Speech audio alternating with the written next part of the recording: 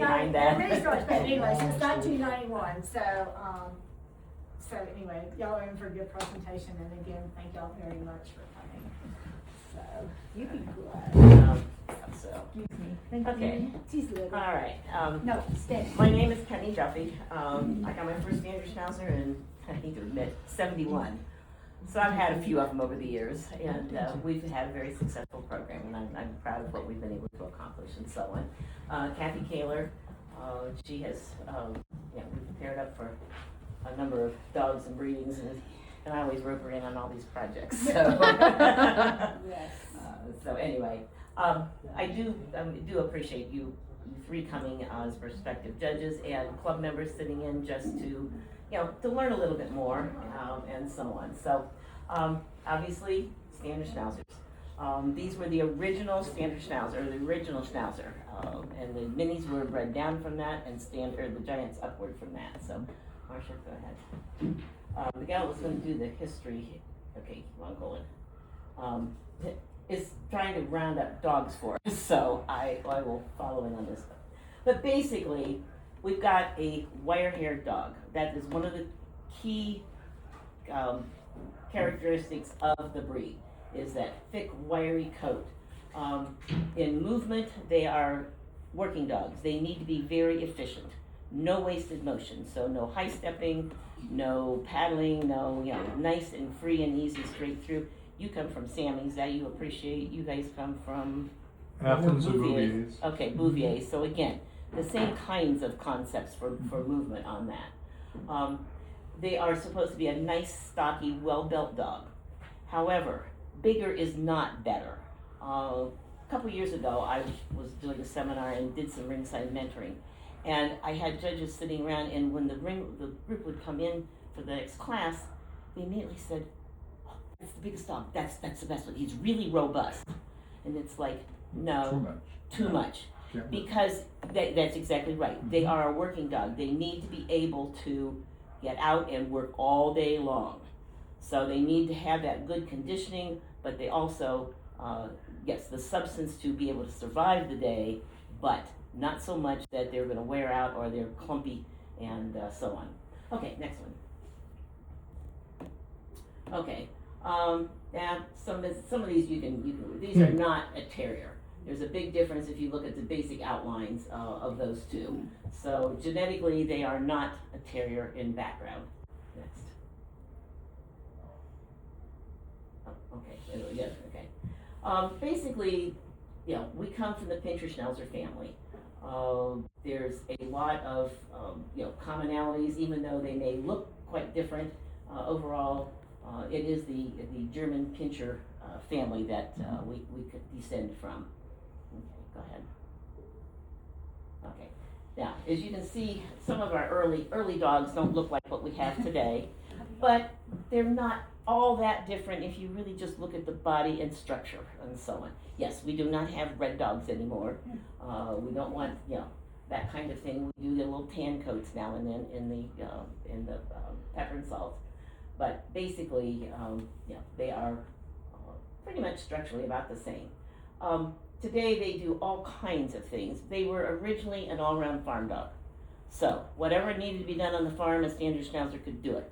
Whether it was herding sheep, whether it was catching vermin, was retrieving something out of the lake, taking care of the kids, protecting the family, they did it all. So today they do a lot of different areas, and George is one that we always have been proud of. He was one of the first cancer detection dogs, and so he was one of the early ones. Now a lot of other dogs are being trained for this and so on, but we are kind of proud of George and the Wayne Pickle who owned him and so on. He was on 60 Minutes. He was on 60 Minutes, so he was really, really great. So, okay, Marcia. Okay. Again, the lighting is not real good here. We talked about, essentially they're sort of built pretty much the same as they were back then. Came out of Germany. Go ahead, Marcia. A lot of this is already in your packets. You can read a lot of it, but they came over here. They came into working. Then they were in the terrier group for a while, and finally we have them back in the working group, which is where they really belong from the beginning. The wire-haired coat was what kind of pushed them into the terrier, plus a little bit of the pinscher background. So basically, we're here and in the working group,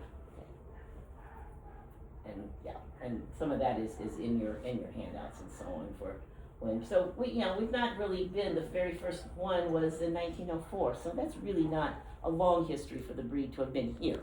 However, it has a long history back in Europe and so on. Okay. And again, and there's some timelines in your handouts and so on. Okay. Now, here we go. Basically, again, the text from the standard is going to be boxed. So when you see a box with the description, that's straight from the standard. The important thing is that you remember that we have a square breed.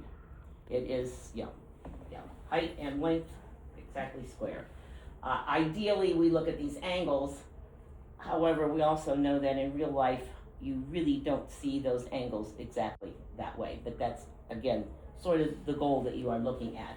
The 45-degree shoulder angle, the 90 degrees, and so on. So, and again, if you notice the slightly sloping croup, we've got the pelvis angle in the back and so on there too. So, okay, next. Now, again, we talked about heavy set and so on. Again, remember, bigger is not better. They've got to be big enough to do the job, but also small enough and refined enough to be able to do the job. Next, we have, the two colors, the black and the pepper salt. Those are the only two colors that are recognized in our breed. And the pepper salts can come from really light to very dark, as long as you see the banded. Once in a while you'll see a black, almost like a black saddle. As long as there is salt in that black, you're okay. A perfectly solid black saddle on a pepper salt is a fault. They should not be perfectly solid black. Again, we're talking square built, length to body to height. Okay, next. There we go. Okay, there we go. All right, now we look at the face and the head, and again, we all know the beard and the eyebrows, that's kind of the hallmark of the breed. And again, this part of the coat is going to be a little softer in texture than the main body coat. You cannot have a body coat that's too hard. 100 years ago, when I first started this breed, I had a bitch I was showing. She had very, very harsh furnishings, so she had very sparse furnishings. And he commented to me and he said, "I'm sorry, but your bitch has too hard a coat." And it's like, I was somewhat novice, but I thought, I don't think that's right. So, but because it was harsh all the way through. Today, unfortunately, we do not see a lot of the harsher coats in the furnishings. We've gotten into the softer ones. If you do see that, do not penalize that. That is fine. And we'll get into that a little bit more, but basically. So. We have that in one of our pinchers too. We don't groom her because she grooms herself. Yes, And she's a beautiful looking Shota, but she's so rough, harsh. Harsh, yes. So, Yeah. okay, size. Please note the size. The ideal size for a bitch is 17.5 to 18.5, and the male's 18.5 to 19.5. If you notice, disqualifications. Under 17, over 19 for the girls, under 18 and over 20 for the boys. Please make note of that because we are the middle size. If we get too big, we fade into the giants. If we get too little, we blend into the minis. There is a reason for that, and it is a reason it is a DQ. It is not just a fault, it is a DQ. When in doubt, you get your wicket out. So, and I assume probably all of you have had a wicket course. Oh, okay, all right. But this is your friend. And if It's people, our friend. it's our friend as serious breeders and exhibitors. You will get some flack from those who may have dogs that are a little big or a little small. I will also note that the breed standard makes no exception for puppies. So if they aren't up to size as a puppy, tough luck. Some breeds do. I mean, Akitas and some different breeds do have, say, they make exceptions for puppies up to a year or something. When Our breed does not. So if you've got a puppy in the ring and, you know, it's a female under 17 or a male under 18, feel free to wicket it, and there's no reason that it can't sit at home and grow up and then take it out. So, and if it doesn't, you have no way to know. Is it really gonna grow up? Some of them do, some of them don't, you know. So you have to judge the dog the day you have it. Okay? All right. Okay. Yes, stand there for a second. I like to use a dog just because it's easier to, it's one thing to look at a picture, it's another to see something here that we are talking about. So again, when we're talking about the square from point of chest to here and from height to here, okay? And when you go over them, you want to, you know, kind of get your hands all over them. This bitch, any thoughts in terms of what do you think her size might be? It is a bitch. About 19. I would have said that too, 19. Okay, that's the max, isn't it? Mm-hmm. Okay. I forgot to reset this. Yeah. Sorry, didn't mean to do. I thought I had this set and I didn't. Actually, it fell apart in the crib. Oh, is that where? Okay. Yeah. Fortunately, our local our Schnauzer Club has purchased one. Okay. Again, yeah. You feel for the high point of the shoulders. Okay, and you're gonna get some that are gonna say, you know, oh, they measured too high up on the shoulders. Well, if you got shoulder blades that are upright, that's where you're gonna hit it. So, okay, so I feel for her shoulder blades. There we go.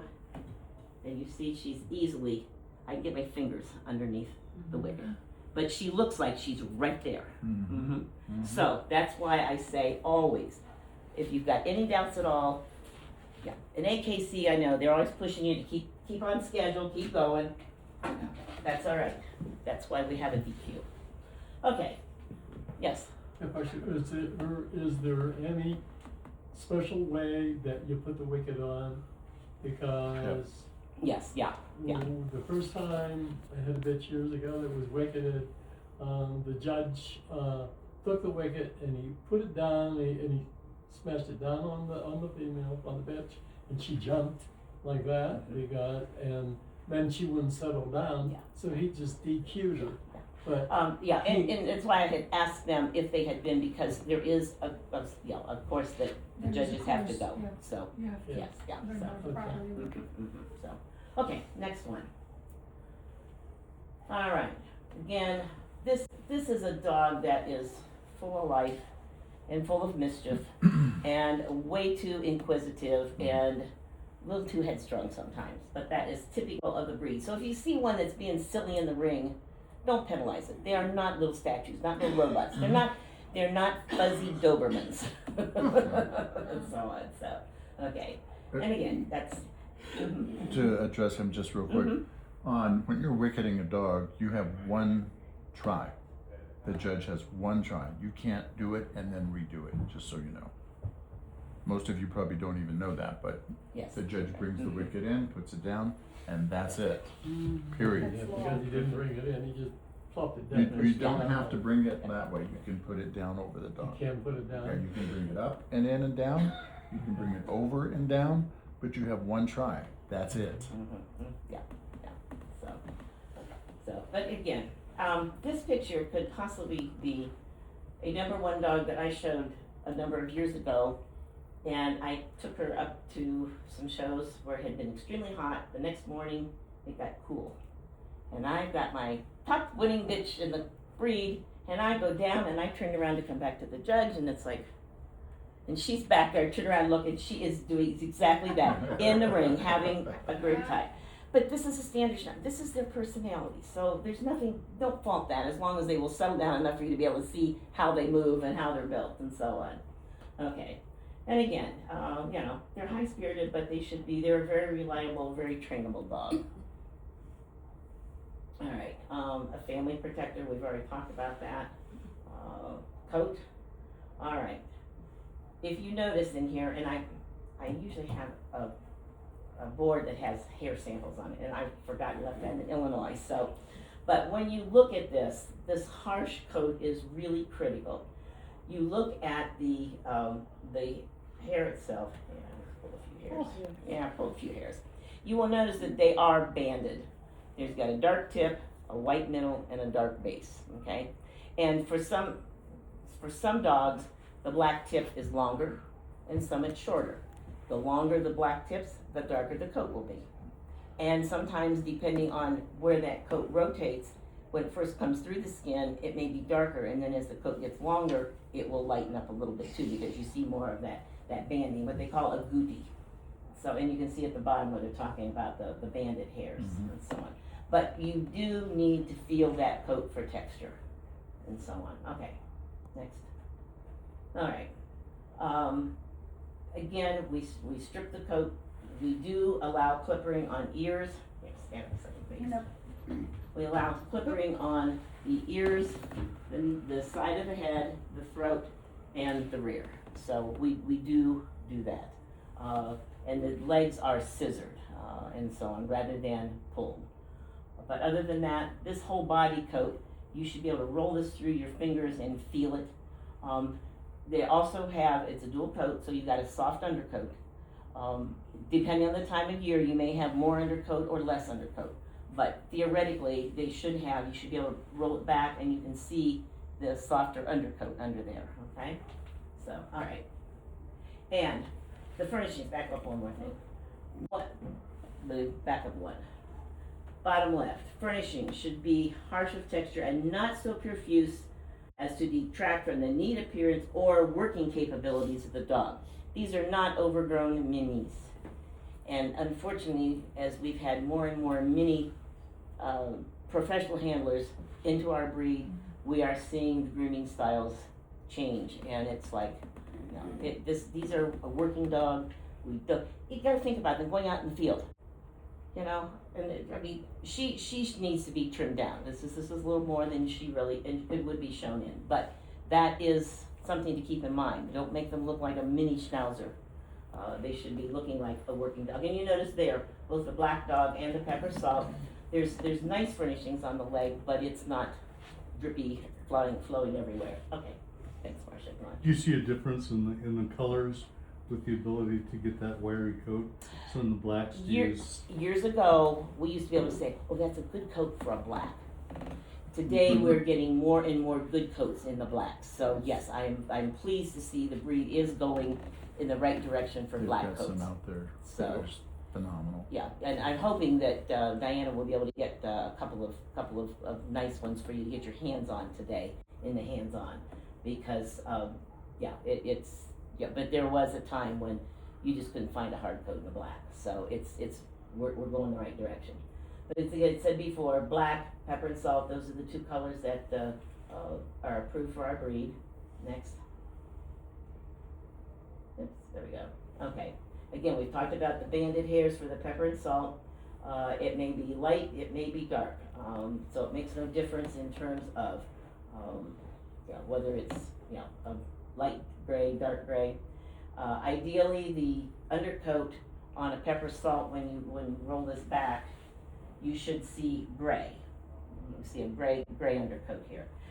Some shades of tan are acceptable. It's not necessarily preferred. The gray is preferred, but if you see some tan, and a lot of times in this back, along this back leg, you'll get some, and sometimes up along the back of the head, and so you'll see a little more of a tan color. That's acceptable, even though we would prefer the more gray. Okay.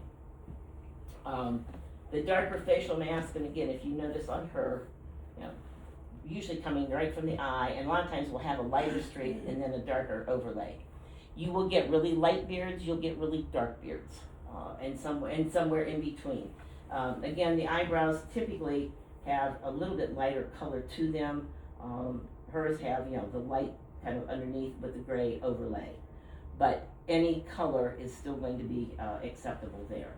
So, and with I think the black was the next one up. Yeah. With the blacks, you want a true solid black. A few white hairs scattered through is fine. As a matter of fact, it's good to see a few little white hairs scattered through because you know that black did not come out of a bottle. Having shown a number of giants over the years. So you see a few little white hairs through, that's a good sign. You know that color is a true black color. Again, their undercoat should be black. They do, as with in black dogs in any breed, they will tend to fade out sometimes when they are out in the sun a lot, or as they get older. And particularly their leg furnishings, because they get scissored down some, and so the leg furnishings will tend to gray out in the older dogs. So if you have a veteran, you may see gray, kind of grayish leg on your veteran dogs. They can have a small white smudge, about the size of a quarter or smaller, on their chest, so that is acceptable. And again, if you get some white hairs from a scar, you know, that's acceptable and so on too. So that we don't worry about. So, okay. Any other color other than specified? Yeah, not acceptable. So we're looking at the rust, the browns, the tans. We've pretty much gotten away from those. You're not going to see those very often, but now and then they do crop up. Again, we talked about the absence of the peppery or banded hairs. Again, if you got that solid black coat down the middle of the back with no salt in it at all, that is not acceptable and so on. Okay, heads. All right, when you turn her this way so I can get her head. Let me have the other end of you. All right. Okay. You can sit. There you go. All right. The heads, when you look at standard schnauzers, you want to think in terms of squares and rectangles, not, no circles, no curves. So you look at this strong, rectangle to the head. It will slightly narrow from the ears into the eyes and so on. When you look from the side, you want to see parallel planes. In other words, this plane of the head skull and this should be perfectly parallel. A lot of them we're seeing down face and so on. The other with the back skull, excuse me, sorry. With the back skull, you want this perfectly flat. No lumps, no bumps, no domes. Perfectly flat, and you should just feel this nice smooth curve as you go over the top there. Okay. Again, the length of the head is about half the length of the body, or the back. So it's not a set rule, but that gives you some proportion. You will see occasionally you'll see a dog that has a really elongated, exaggerated head, or you'll see some short. This and this should be equal, so the back skull and the muzzle should be of equal length. We're seeing more appropriate proportions in heads now, but again, you need to actually feel and look, because between the eyebrows, you can measure here, and then you measure here to here. We do have a tendency towards some shorter muzzles, and what have you. The other thing, when you feel the skull and the head, you want to feel for fill under the eye, because again, these muscles for biting, not attacking biting, but to grab prey, to do whatever, they should be well developed. If they fall away under the eye, you don't have sufficient fill there for them to function as they should. Again, this should be nice and flat along the side, no bulging, no lumps and bumps, no ridges. So this should be nice and flat along the side. Again, the muscles laying nice and flat rather than being thick and bulgy. The proportions on the back skull is 3 to 2. And so it's not perfectly square, so it's slightly longer than it is wide. What about your underjaw? Underjaw, it should be well developed, so when you feel that, I can kind of, but you can see, I mean, there's her jawline, Yeah. so it's a well developed under there. I had a dog a number of years ago that had cancer, and he had some chemo, and he kept his body coat, but he lost all his furnishings. And I have taken some pictures of him without beard. He had a beard about that long.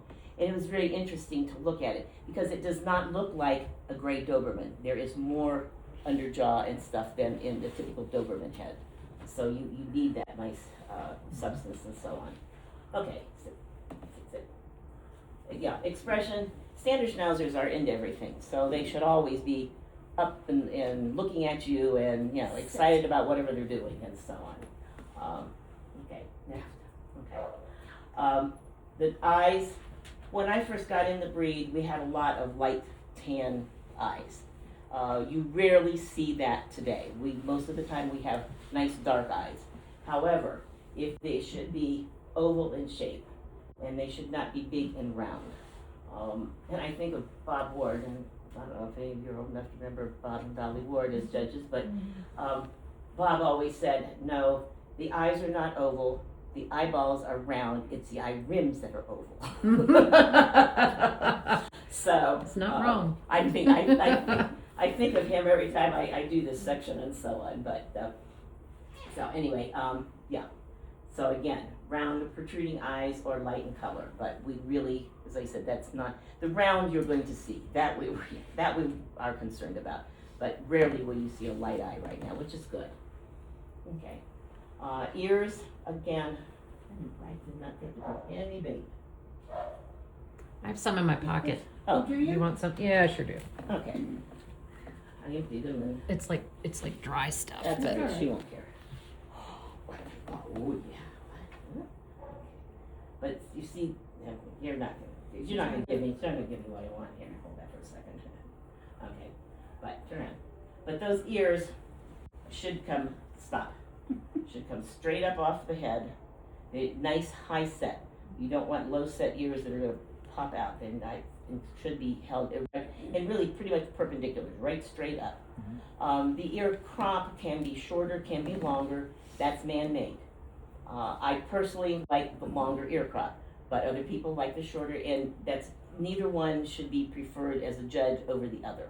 It's the ear set and the way they carry their ears that's important, not the actual length of it, because that's a man-made trait. So it says when cropped. Yes, okay. I think the next slide has the uncropped. There you go. Okay. They are medium size, and I'm hoping that we have a couple in the hands-on for you to see that are uncropped. But they're nice and V-shaped. They're not big houndy ears that hang down to the side. They tip forward a little bit to the corner of the eye, and so you don't want them to be houndy, and they should break right across the skull. They do not break higher like a terrier. They are going to break even with the skull. And you're seeing a significant number of uncropped dogs today. And again, you should not give preference to cropped versus uncropped. You look at the ear, and if it's a cropped ear, is it properly set on the head and so on? If it's an uncropped one, again, is it the right shape? Does it come off the head the right way? So you should give equal value to both types of ear. Next one. Okay, and there you go. You see some houndy ears, some that look high set. You're not going to see any prick ears and standard schnauzers. That doesn't happen. So, but again, you can see on that sketch on the far side that those ears are low set and got a kind of a domey skull on that dog too. So, okay. Next. Stay. All So right. do you use a guide of where the inside ear to like the corner of the eye, well, that width? It's a good question. Not necessarily. I guess, in a sense, I mean, when we crop them, that's how we kind of measure that to the Well, no, ear I'm canvas. talking like where it meets the skull. Oh, here Okay, where it the meets ear the meets skull. the skull. Okay, gotcha. When you look and you follow that line down, it looks like it comes kind of the outside of the eye. All right, yeah, okay. As a guide, when you look at it straight on, because if Right. you get more Yes. width there, Right. it's going That's to be good, a yeah. little lower set. Overhead. Okay, here. This is what he's asking. Is this? And you see, if you look straight on, then that's what, Yes. Yes. Okay. Yes. That would be yes, because if it's low set, it's going to bulge out. So yes, good observation and good comment. Yes. So okay.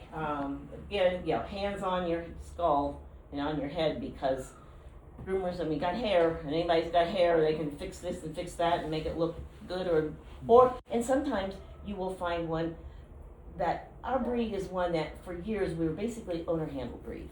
You just didn't have a lot of pro handlers in it. Our sport overall is becoming more pro handler, but we're getting more into this. But a lot of times our novice new owners don't always do the best job of grooming. So sometimes it may look like this skull is domey or something when it's just hair. So again, your hands on this will tell you what you really is what you're seeing, what really is there. So you have to cut some people a little slack on their grooming, but only to a certain extent. I mean, where it hides the dog totally, that's one thing. But if you get in here and you find, okay, this looks like it's kind of domey, but when you feel it, it's nice and flat. Those are the kinds of things you train your fingers and so on. So, okay, we talked about the muzzle, and yeah, this is equal to this and parallel planes. Parallel planes are, as I said, hard to find. It doesn't talk about the stop on there though. Moderate. Okay, so it's not there yet. But we have a moderate stop when you run your hand or run your finger back through here. Some people, and you may have to do this on the head to know what the stop is, because some people right now are leaving a lot of hair here. I'm not sure why that's gotten started. But somebody started it, now everybody's on the bandwagon, you know. But basically, you want a moderate stop. You don't want a sliding stop. It's not a collie head and so on. But if you and you can, like pull her. Yeah, you gotta feel that because the eyebrows are gonna kind of obscure Yes, that. right. So if you pull the eyebrows aside and so on, you can pretty much see that it's pretty much a moderate stop. So okay. Any other questions on that part? Okay. Again, the cheeks, as I said, well developed but flat. You do not want them bulgy and excessive muscle there. One of the characteristics of our breed is big black nose. We love that. And if you do a cartoon, it's always a big nose on the schnauzer. Yeah. But they are excellent at scent work and these kinds of things, and that's a part of it. No, you cannot have his cookies, and so on. And again, if when you're looking in the mouth to check teeth, you notice that the lips are nice and black. So when you look into there, you need to see that that's black. It should not be a light color along the rims and so on. Again, we talked earlier about the lack of fill under, so a stipey underjaw or lack of fill here is going to be a fault for you. Okay? Go ahead. Okay. Now, we get some heavy, and right now we're seeing, particularly in some of our boys, we are seeing some pretty heavy skulls. We're getting heavy heads. They should match the dog in terms of proportions, but you don't want a big, massive, heavy head on your dog. Again, we talked about the parallel planes and the cheekiness. So again, it's nice, clean head, nice rectangles. Now, teeth, we talk about a full complement. We don't have a DQ like some breeds do if you've got missing teeth, but it does call for a full complement, and it should be a scissors bite. So and today I think most everybody, the judges are not, the exhibitors are showing them. Some are better at showing them than others. But when if they pull them back, you should be able to see them easily. Sometimes it's hard with the beard to get them, and they tend to want to stick their tongue out. So you can tell the handler, hey, touch that so it goes back in, so you can see that they peak and valley nicely along the side. A level bite is not preferred, but overshot or undershot is worse. But we really want just a nice scissors bite on our guys. Okay, all right. Again, the neck. When you look at the dog, it should be a nice moderate neck, not stuffy, and not a giraffe neck. So you should see here. You should see some arch here. The reason for this arch is not just because it looks nice. The whole front assembly attaches up here down through. So if you have a kind of a flat neck or even a U neck, that whole front assembly is off. So you need that nice crest, not just because it looks good, but it serves a function. That's where all your front end muscle attachments are. So, okay? And again, when you run your hands down, it should, this should flow smoothly from the neck into the shoulders. It should not, you shouldn't feel ridges along here or lumps and bumps. It should flow nice and smoothly into the shoulder from the side and also as you run your hand down the back. Okay? Alright. Yes, again, here you got a picture, you see that kind of a U-neck look to it. So that upright shoulder blade it cuts the neck in half and actually really makes your front very weak. Alright, next one. Okay, there you can see the layback of shoulder. And again, what you're feeling for point of shoulder blade, point of elbow, and shoulder here. So you're looking at these three landmarks. Ideally, this and this should be equal.